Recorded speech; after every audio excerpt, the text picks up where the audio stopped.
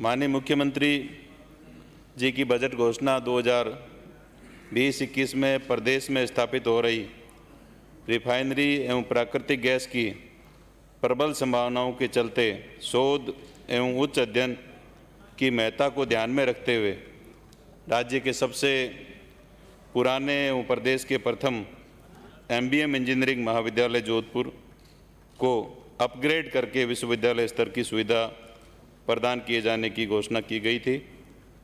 MBM engineering महाविद्यालय सभापति महोदय जोधपुर, जिसकी स्थापना 15 अगस्त 1951 में हुई, यह देश के सबसे पुराने इंजीनियरिंग महाविद्यालयों में से एक है। इसके 10 विभागों में 28 स्नातक तथा स्नातकोत्तर पाठ्यक्रम संचालित हो रहे हैं। इन पाठ्यक्रमों को AICTE की मान्यता भी प्राप्त है। सत्र 2020-21 से पेट्रोलियम विभाग प्रारंभ किया जा चुका है उक्त महाविद्यालय में। इस संबंध में AICTE से अनुमति भी प्राप्त हो चुकी है। वर्तमान में इस विभाग में 60 विद्यार्थी अध्ययनरत है। सभापति महोदय, वर्ष 1962 में जोधपुर विश्वविद्यालय की स्थापना की गई थी। उसके बाद में MBM इंजीनियरिंग कॉलेज जोधपुर को जयनारायण व्यास विश्वविद्यालय जोधपुर की फैकल्टी बना दिया गया। वर्तमान में MBM इंजीनियरिंग महाविद्यालय जोधपुर जयनारायण व्यास विश्वविद्यालय के इंजीनियरिंग फैकल्टी के रूप में संचालित है।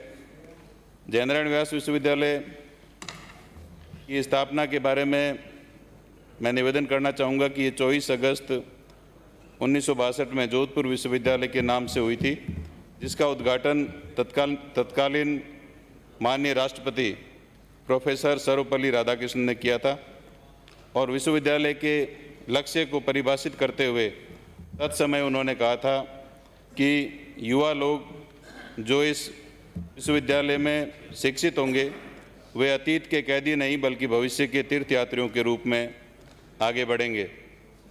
जयनारायण व्यास विश्वविद्यालय जोधपुर में संचालित पाठ्यक्रमों के और क्षेत्राधिकार के बारे में मैं बताना चाहूँगा कि ये इस विश्वविद्यालय में स्नातक स्तर पर 38 पाठ्यक्रम योजनाएं तथा स्नातकोत्तर स्तर पर 72 पाठ्यक्रम संचालित है। विश्वविद्यालय के क्षेत्राधिकार में 5 जिले जोधपुर, पाली, बाड़मेर, जैसलमेर और जालौर आते हैं और इन जिलों के निजी और सरकारी महाविद्यालयों की संख्या सरकारी महाविद्यालय 55 है और निजी महाविद्यालयों की संख्या 217 है।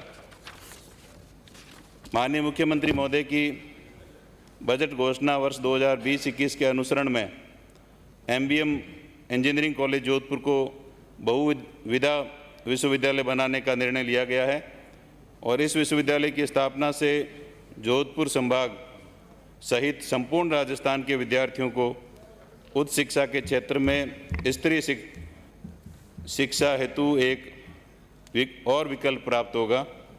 यह विश्वविद्यालय निश्चित रूप से शिक्षा के क्षेत्र में नए आयाम स्थापित करेगा। वह मारवाड़ अंचल की उच्च शिक्षा की आवश्यकताओं की पूर्ति में सहायक सिद्ध होगा। MBM इंजीनियरिंग महाविद्यालय जोधपुर पूर्व में तकनीकी शिक्षा के क्षेत्र में एक ख्याति प्राप्त ब्रांड नेम है और यहाँ पढ़ने वाले विद्यार्थियों ने देश और दुनिया में इस महाविद्यालय का नाम रोशन किया है।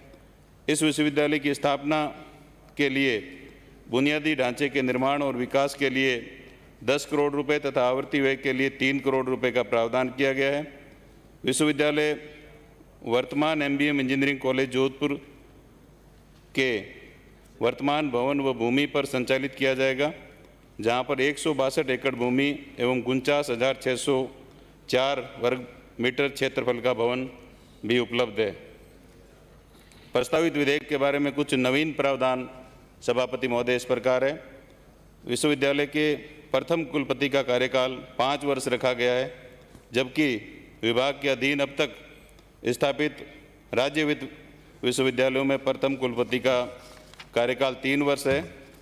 प्रथम कुलपति का कार्यकाल 5 वर्ष इसलिए रखा जा रहा है कि 3 वर्षों में कुलपति नवीन स्थापित विश्वविद्यालय के संबंध में स्थापना संबंधित कार्यों को पूर्ण नहीं कर पाते हैं नवीन विश्वविद्यालय में नवीन पदों के सृजन, नए कोर्स प्रारंभ करना, आधारभूत सुविधाएं जुटाना एवं विकसित करना एवं अन्य स्थापना संबंधित कार्यों आदि को पूर्ण किए जाने में काफ़ी समय लगता है। इस प्रस्तावित विश्वविद्यालय का स्वरूप बहुविद्या विश्वविद्यालय होगा एवं इसमें इंजीनियरिंग एवं टेक्नोलॉजी से संबंधित पाठ्यक्रम भी यथावत संचालित होंगे। अतः विश्वविद्यालय की विभिन्न निकायों में तकनीकी शिक्षा सचिव एवं आयुक्त तकनीकी शिक्षा को भी पदेन सदस्य रखा गया है। यह विश्वविद्यालय वर्तमान जयनारायण व्यास विश्वविद्यालय जोधपुर के क्षेत्राधिकार में स्थापित किया जा रहा है। अतः जयनारायण व्यास विश्वविद्यालय जोधपुर से परिसंपत्तियों एवं कार्मिकों का प्रस्तावित विश्वविद्यालय में अंतरण का प्रावधान भी किया गया है। इसके लिए अधिनियम अस्तित्व में आने के पश्चात नियमानुसार अग्रिम कार्रवाई की जाएगी। एमबीएम विश्वविद्यालय जोधपुर की स्थापना के बाद क्षेत्राधिकार के लिए अलग से आदेश प्रसारित किए जाएंगे। सभापति महोदय, आपने बिल में 3 साल लिखा है कुलपति की कार्य। सभापति महोदय अभी कहा कि 5 साल कुलपति की कार्य अवधि रहेगी, बिल में 3 साल लिखा हुआ। आप देख लो ये 11.7 में। सभापति महोदय, तो क्या सही है ये तो क्लियर कराओ आप। सभापति महोदय, मैं क्लियर करना चाहूँगा। उससे पहले मैं अपनी बात पूरी करना चाहूँगा कि राजस्थान उच्च शिक्षा के क्षेत्र में पिछले 2.5 सालों में जिस प्रकार से आगे बढ़ा है, राजस्थान के माननीय मुख्यमंत्री महोदय का जो विज़न है, उस विज़न को पिछले 2.5 साल में राजस्थान के माननीय मुख्यमंत्री महोदय के द्वारा जो निर्णय लिए गए हैं उसकी तरफ आपका ध्यान आकर्षित करना चाहूँगा। उच्च शिक्षा की पहुँच ग्रामीण अंचल तक सुलभ करवाने के लिए गत 3 वर्षों में लगभग 123 राजकीय महाविद्यालय खोले गए, जिससे ग्रामीण अंचल तक उच्च शिक्षा का विस्तार हुआ है। हमने पिछले 3 बजट वर्ष में 32 नए गर्ल्स कॉलेज खोले हैं। सत्र 2005-06 में जहां 100 छात्रों पर 63 छात्राएं अध्ययनरत थी, वहीं सत्र 2020-21 में ये संख्या बढ़कर 105 हो गई है। महाविद्यालयों को सुदृढ़ीकरण एवं भवन निर्माण हेतु वित्तीय वर्ष 2021-22 में भी 100 करोड़ रुपए का मुख्यमंत्री महोदय के द्वारा प्रावधान किया गया है। जहाँ तक खाली पदों की बात है, सभापति महोदय, कई वर्षों से विभाग में सहायक आचार्य के पद की रिक्तियों को भरने के लिए सहायक आचार्यों के 918 पदों की भर्ती हेतु अभ्यर्थना राजस्थान लोक सेवा आयोग अजमेर को भेजी गई, जिसके क्रम में माह सितंबर में राजस्थान लोक सेवा आयोग अजमेर द्वारा परीक्षा का आयोजन किया जाना प्रस्तावित है। इससे न केवल नवयुवकों को रोजगार मिलेगा, बल्कि खाली पड़े जो पद हैं उनको भी भरा जाना संभव होगा। सत्र 20-21 में नवसर्जित राजकीय महाविद्यालयों में अध्यापन व्यवस्था के लिए विद्या संबलन योजना प्रारंभ की जा रही है। सभापति महोदय, जो खाली पदों की समस्या कोई तत्काल नहीं हुई है, काफ़ी लंबे समय से 2014 के बाद कोई भर्ती नहीं हो पाई थी, उस वजह से हमारे राजस्थान के राजकीय महाविद्यालयों में पद रिक्त हुए हैं। लेकिन 918 पदों को भरने की जो प्रक्रिया अब जो एकदम फाइनल स्टेज पर है, इससे ये पद भी भरेंगे और जब तक ये पद नहीं भरे जाते हैं तो विद्या संबल योजना के माध्यम से राजस्थान के जितने भी हमारे कॉलेजेज में रिक्त पदों की समस्या है, उस समस्या का समाधान होगा। उसके साथ साथ विभाग द्वारा छात्राओं में उच्च शिक्षा के प्रति जागरूकता पैदा करने हेतु राज्य में चल रही विभिन्न स्कूटी योजनाओं को एकजाई कर कालीबाई भील मेघावी छात्रा स्कूटी योजना आरंभ की गई है और इसके तहत 2019-20 में भी पात्र छात्राओं को इस शैक्षणिक सत्र में वितरित कर दिया गया है और इस योजना का दायरा बढ़ाया गया है। सभापति महोदय, पहले जहां 2500 स्कूटी वितरण प्रतिवर्ष पूर्व के वर्षों में की जाती थी और अब ये स्कूटी वितरण का जो दायरा है, माननीय मुख्यमंत्री भी स्कूटी वितरित करोगे क्या? बिल यूनिवर्सिटी का है, ये अच्छा घोषणा है। माननीय सभापति महोदय, हमारे प्रतिपक्ष के उपनेता ने जिस प्रकार से पूरे राजस्थान के उच्च शिक्षा विभाग की इन्होंने समीक्षा की, बहुत सारी इन्होंने कमियां निकाली। तो उच्च शिक्षा के क्षेत्र में बालिका शिक्षा को बढ़ावा देने के लिए जहां आपके समय में 2500 स्कूटियां दी जाती थी, अब वो 12,500 स्कूटियां माननीय मुख्यमंत्री महोदय ने घोषणा की है कि प्रतिवर्ष इस साल से दी जाएगी।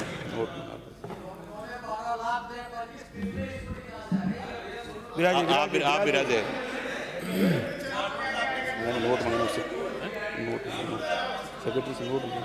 विराजे विराजे इसके साथ साथ वर्षों से जो लंबित प्राचार्य की डीपीसी की बात है, तो वर्षों से लंबित प्राचार्य, स्नातकोत्तर, स्नातक तथा उपाचार्य पदों की डीपीसी भी संपादित की गई और उसमें प्राचार्य पीजी के 70 और प्राचार्य यूजी के 99 एवं उपाचार्य के 118 पदों की डीपीसी संपादित की गई। सभापति महोदय, मैं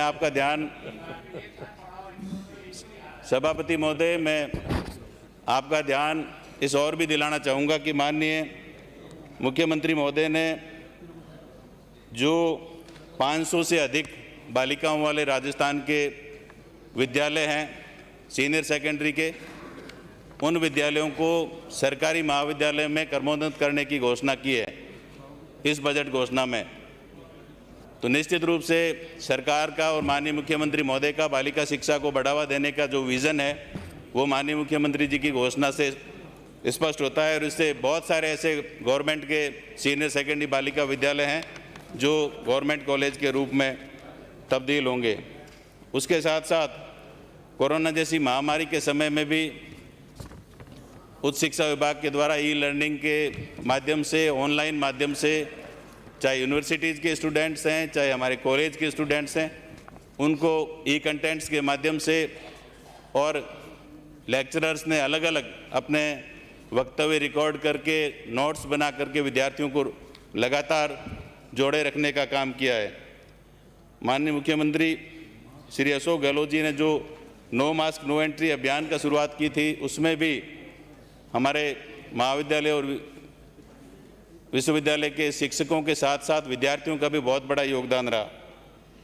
कोविड के कारण गत 3 वर्षों में राज्य के विश्वविद्यालय और महाविद्यालयों में किसी भी प्रकार की फीस की वृद्धि नहीं की गई, क्योंकि कोविड की वजह से, क्योंकि हर साल 10 वर्ष जिस प्रकार से फीस वृद्धि की जाती है वो कोरोना की वजह से पिछले 3 सालों में हमने फीस वृद्धि भी नहीं की है। उसके साथ साथ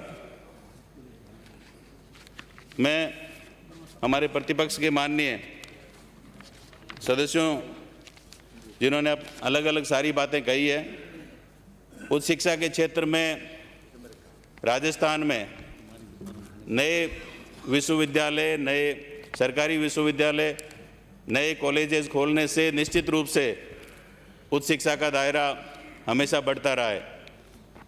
मैं आपके माध्यम से पूरे सदन के ध्यान में लाना चाहूँगा कि पिछले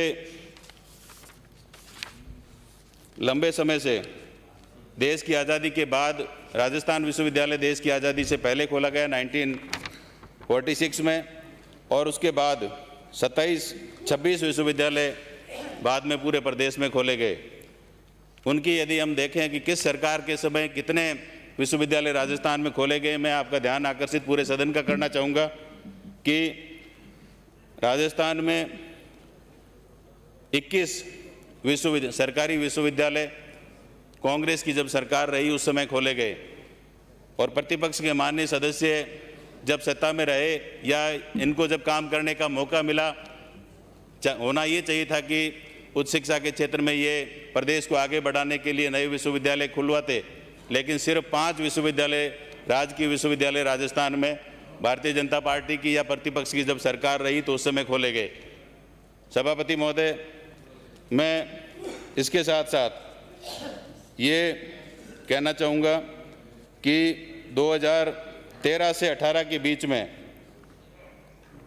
पिछली वसुंधरा जी की सरकार के कार्यकाल के समय में पिछले 5 वर्षों में 81 नए कॉलेज खोले गए पिछले 5 सालों में, और 2013 में जब हमारी सरकार थी तो उस समय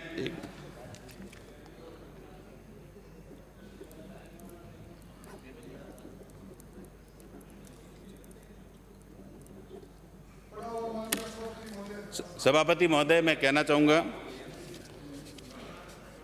आप थोड़ा सुनने का उपनेता महोदय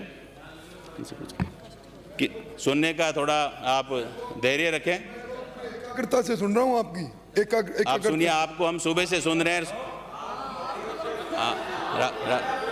कल आपने प्रताप सिंह खाचरियावास को टोका, आज भंवर सिंह भाटी को टोक रहे हो। मेरा आरोप है सभापति महोदय, ये अपने बाद में किसी को नेता पनपने नहीं देना चाहते। ये टोका टाकी बंद करिए, मेहरबानी करिए इस हाउस के ऊपर।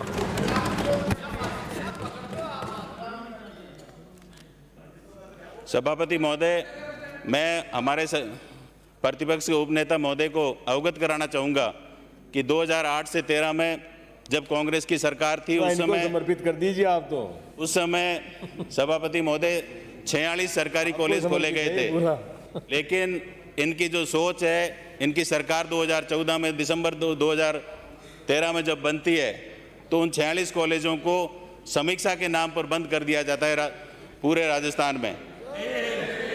कितना, और न सिर्फ उन 46 सरकारी सभा प्रतिपक्ष के माननीय नेता जय, उनसे भी कहना चाहूँगा कि न सिर्फ ये 46 कॉलेज बंद आपने किए, बल्कि जो 2 गवर्नमेंट के यूनिवर्सिटी, पत्रकारिता का विश्वविद्यालय और विधि का विश्वविद्यालय, उन दोनों को भी आपने 2014 में बंद करने का काम किया।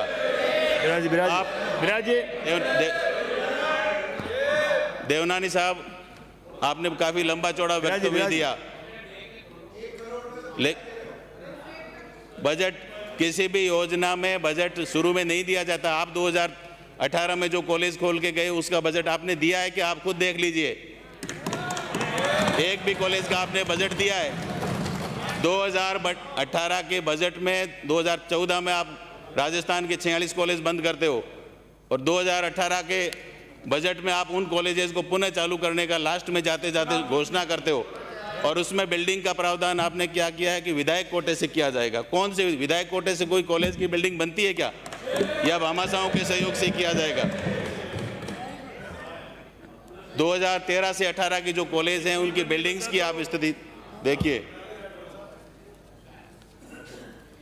उसके साथ साथ मैं ये कहना चाहूँगा कि 2013 से 18 में, चाहे अंतिम साल में आपने खोले, लेकिन 81 कॉलेज आपने खोले पिछले 5 सालों में बीजेपी सरकार के कार्यकाल में। सभापति महोदय, मैं 2.5 साल का आंकड़ा आपके सामने पेश करना चाहूँगा। 2019, 20 और 21 3 सालों के बजट में राजस्थान के इतिहास में पहली बार 123 कॉलेज सरकारी खोले गए। सभापति महोदय, ये सरकारी कॉलेज उन स्थानों पर खोले गए। प्लीज शांत रहे। भारतीय जनता पार्टी के घोषणा पत्र में इन्होंने 2013 में जब आए थे तो इन्होंने कहा था कि हम उपखंड स्तर पर कॉलेज खोलेंगे।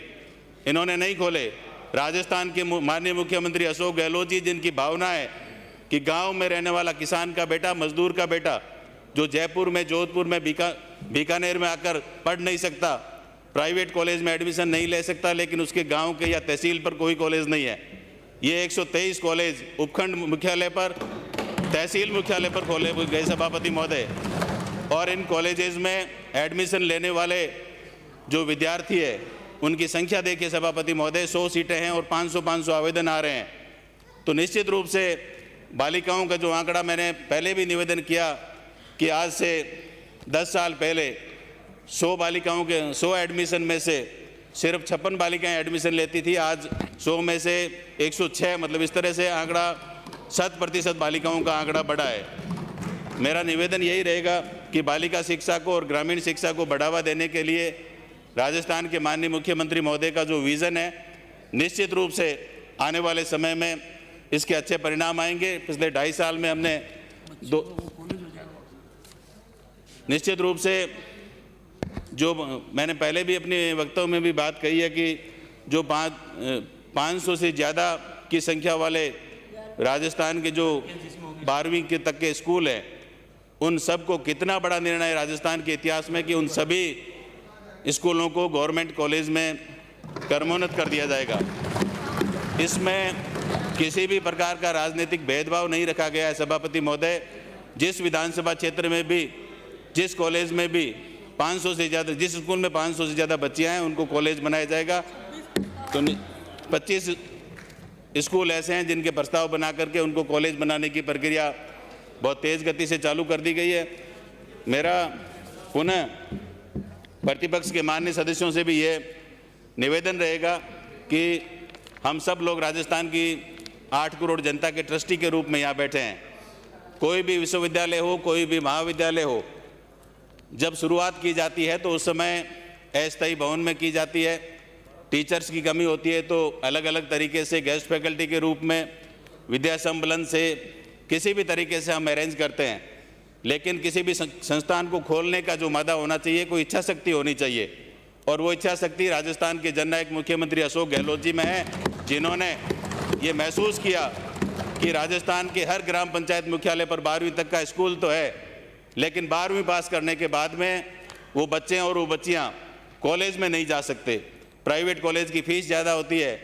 एक बात और कहना चाहूँगा कि मुख्यमंत्री जी ने बजट में पहले ही घोषणा की थी कि हम बालिका शिक्षा को निःशुल्क करेंगे, उच्च शिक्षा में भी, और उस दिशा में कदम उठाते हुए हमारे विभाग ने सरकारी कॉलेजों में पढ़ने वाली तमाम जो बालिकाएं हैं, जो एडमिशन लेने वाली बालिकाएं हैं, उनसे जो राजकीय शुल्क, जो गवर्नमेंट शुल्क लिया जाता है, वो 2019 से माफ़ कर दिया गया। उससे बालिका शिक्षा को और ज़्यादा बढ़ावा मिलेगा। हम सबका दायित्व बनता है कि हम हमारी युवा पीढ़ी को, हमारे भविष्य को आगे लेकर के जाएं। निश्चित रूप से राजस्थान के विश्वविद्यालय नहीं पिछड़े हुए हैं।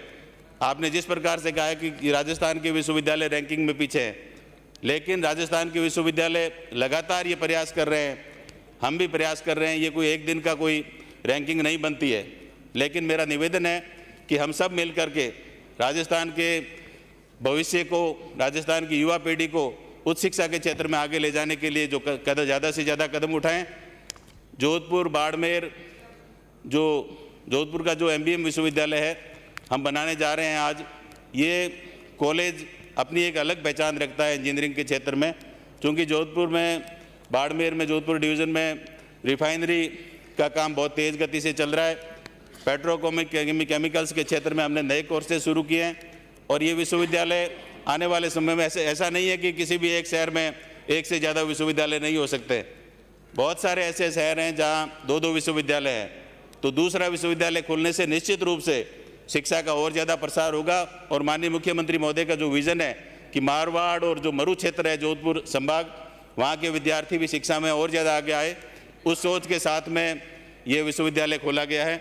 मैं यही निवेदन करना चाहूँगा, और आप सभी माननीय विधायकों के जो भी सुझाव आए हैं, आप सब ने जो बातें कही है, जो कमियां हैं, कमियां एक दिन में नहीं सुधारी जा सकती है। हमारा पूरा प्रयास रहेगा कि हम इन कमियों को सुधारें और हमारी शैक्षणिक संस्थाओं को और ज़्यादा आगे बढ़ा सकें।